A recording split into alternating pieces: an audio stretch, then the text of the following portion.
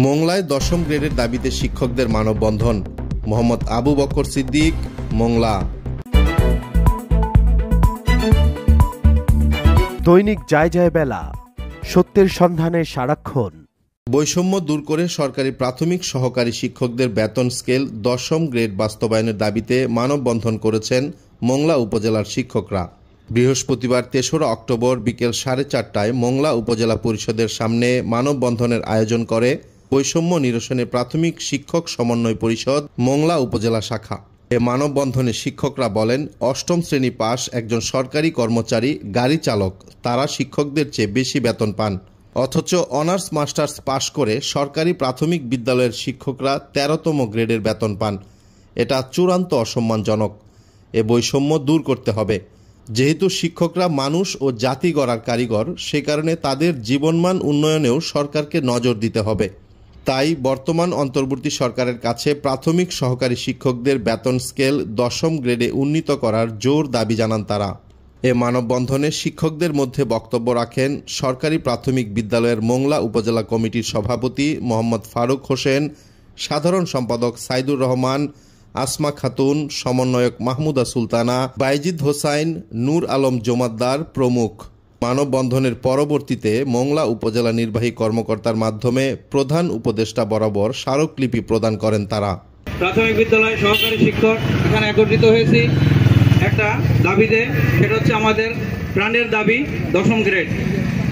আমরা প্রকৃতপক্ষে এই দাবি আজকের না, এ দাবি আমাদের অনেক আগের দাবি, অনেক পুরাতন দাবি।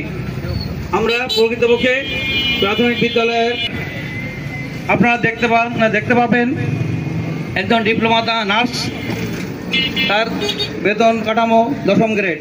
একজন উপসহকারী, আপনার কৃষি উপসহকারী, তার মর্যাদা দশম গ্রেড।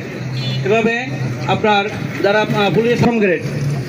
অষ্টম শ্রেণীর অনেক ড্রাইভার আছে যাদের 12তম, যারা নবম এবং দশম গ্রেডের মর্যাদায় আছে। এভাবে আরও অনেকে বিভিন্ন মন্ত্রণালয়ে আছেন যাদের মর্যাদা যারা স্নাতক পাস বা এইচএসসি পাস, তাদের মর্যাদা দশম গ্রেড। কিন্তু আমরা সমমর্যাদা সম্পন্ন হওয়া সত্ত্বেও বা তার থেকেও বেশি আমাদের মাস্টার্সধারী অধিকাংশ টিচাররাই এমএ পাস, কিন্তু আমাদেরকে 13তম গ্রেডে আমাদের বেতন কাঠামো ধরা হয়, এবং যেটা প্রকৃতপক্ষে একটা বৈষম্য। আমরা বিগত দিনে দেখেছি সরকার বড় বড় মেগা প্রকল্প নিয়েছেন, কিন্তু শিক্ষা খাতে তেমন কোনো বড় ধরনের প্রকল্প বা অগ্রগতি আমরা লক্ষ্য করতে পারি নাই।